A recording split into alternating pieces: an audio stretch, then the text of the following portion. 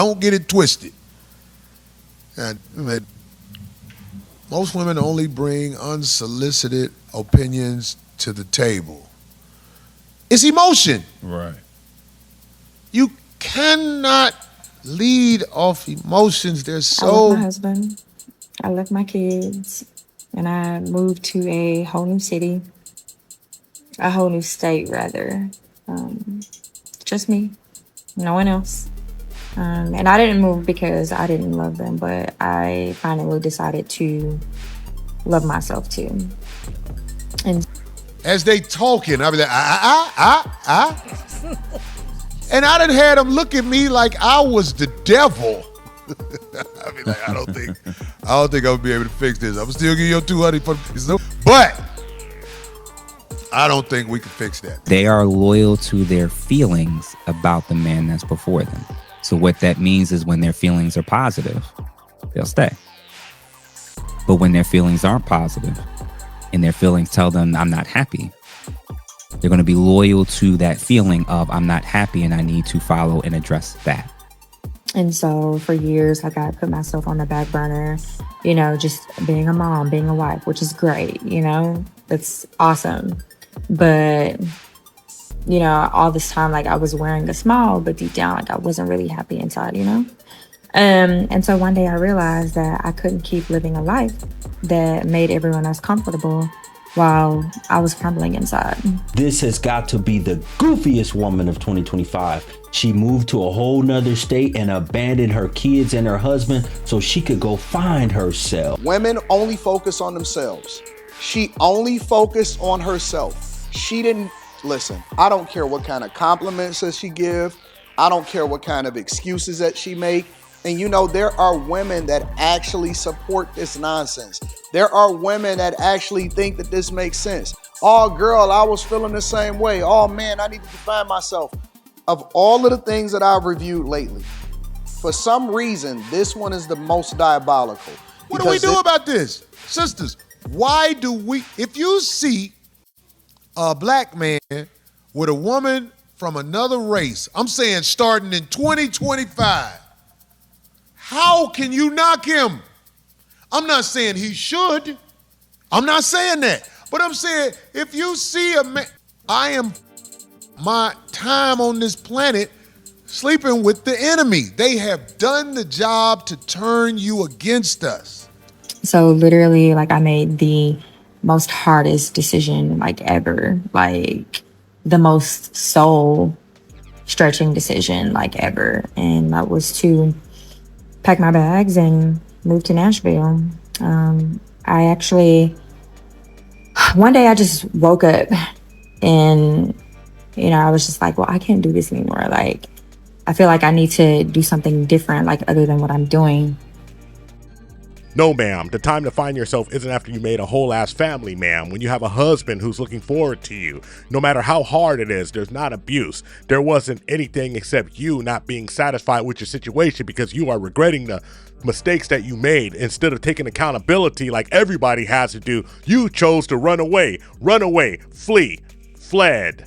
And guess what? There's a bunch of ladies in the comment section of your stupid TikTok cheering you right on because self-help is the best help, and you can't help anyone unless you love and help yourself. This selfishness is just destroying communities left and right. And that child, he or she's going to cry themselves to bed at night. They're going to self-internalize the fact that you left them on site, but you don't care because it's all about you, right? And you notice she didn't mention one damn word about child support, about being there for her child, about visitation. No. Scot-free, the way she can flee. Listen to what she's been saying. First, she talked about how she prayed on it and God was involved in this. And now she's talking about everything just fell into her lap, right? They really believe that this was the will of God, that you go off and abandon your family and do your own thing, make your own money, live your own life, find yourself. That's what they believe. Black women are the dumbest group in America. They're literally train crash outs. All of their ideology is backwards, and everything that they believe in is dysfunctional. These are the defenders of the dysfunction and the chaos. They encourage it. I got my stuff back up, which I'm like totally proud of. This is And crazy. now, like, I'm getting ready to graduate with my master's in public health here in September 5th to be exact. And honestly, like, I still have like a long ways to go. Like, there's still so much that I want to do. I cried, I prayed, like, I healed, and I did a lot, like, and I found me. That was the devil talking to you. That wasn't But like I God. said, like, I'm not done It's yet, all and the I'm devil. like so damn proud of how far that I've come.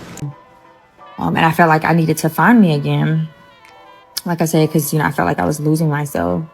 So anyway, like, rewinding, I had actually applied for a position with Vanderbilt.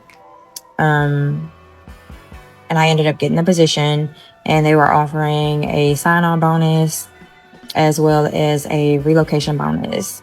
And yeah, like, I got the position and I took it. So anyway, no safety net, like, no guarantees, no nothing. I applied for my apartment and everything. Like, I literally, like, got approved for everything, like, right away. So it seems like everything had just fell into my lap. Like, it was what I was supposed to be doing. When we say that women are basing what they're doing in terms of major decisions that can be life altering and generationally impacting, they're basing it on their, not just their level of value of happiness, they're actually basing it on being attached to their feelings about said man. So when she's showing up and doing everything she's supposed to do and she's loving on him, it's because her feelings are guiding her to do so.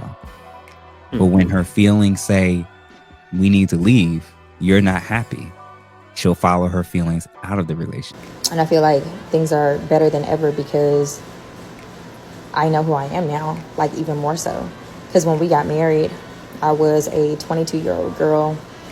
I had a 5-month-old baby, and I didn't know nothing about being grown. And I was just going along with him, just following his lead, you know? And because of that, I really didn't know who I was. Like you said, I'm here to tell you right now, we don't care. Let me tell you, we don't care. Most of the villains I know are women. Most of the villains I know are women. Polite savages. I find your lack of faith disturbing. Ladies, gentlemen, and polite savages, we are now about to embark on a journey sure to anger feminists and modern women alike.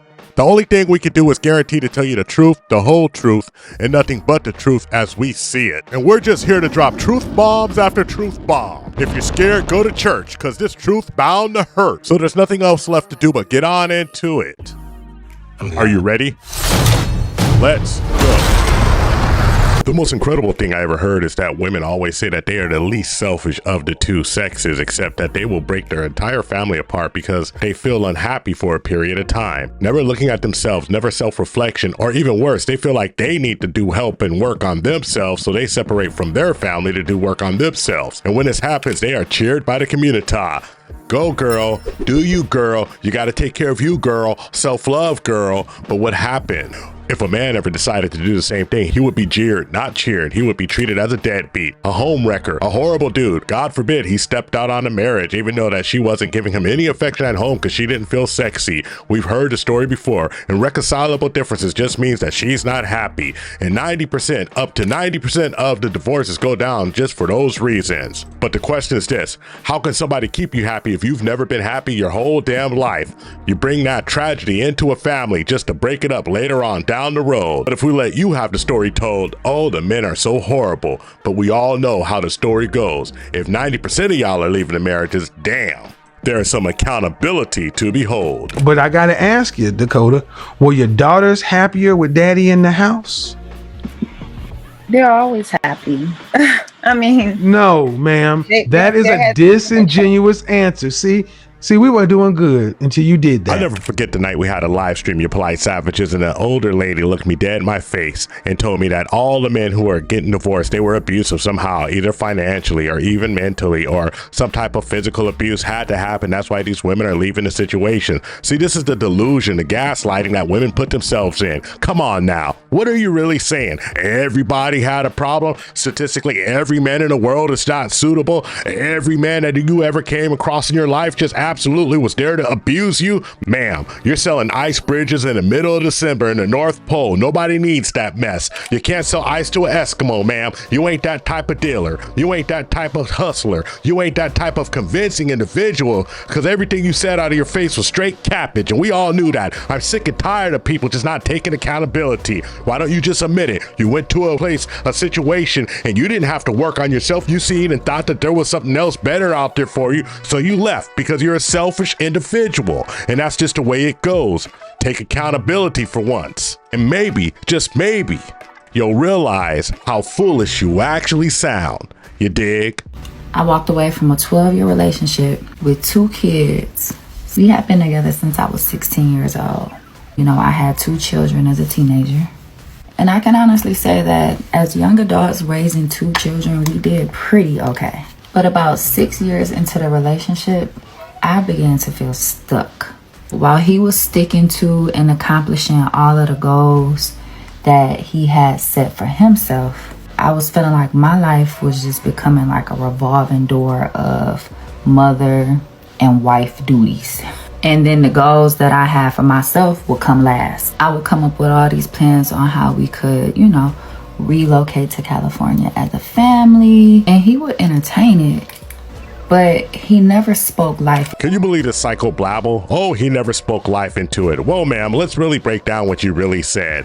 You see, what happened was you became a mother and you started doing what mothers do. And this man started doing what men do. He went to work. He provided. He made sure that everything was taken care of. And what you did, you got upset because you had to be a mother, because maybe you were too young. Okay, but you still chose that path. And so you go run away from your 2 kids, leave that man there, and this happens way more than you ladies of the community will admit. Hell, members of my family are single fathers right now, holding it down, never complained once, never said, oh man, I wish I could live a different life, thrilled and happy that they have a child. But you harlots will sit here and act like it doesn't exist. And I can already hear the hit dogs hollering, oh, not all, not me. The not all coalition is going to be in full effect. Well, guess what, sis? It ain't for you. But if it is for you, lace them boots up and walk a country mile uphill both ways in the snow up to your neck, because you deserve a little pain in your brain so you can understand exactly what's going on here.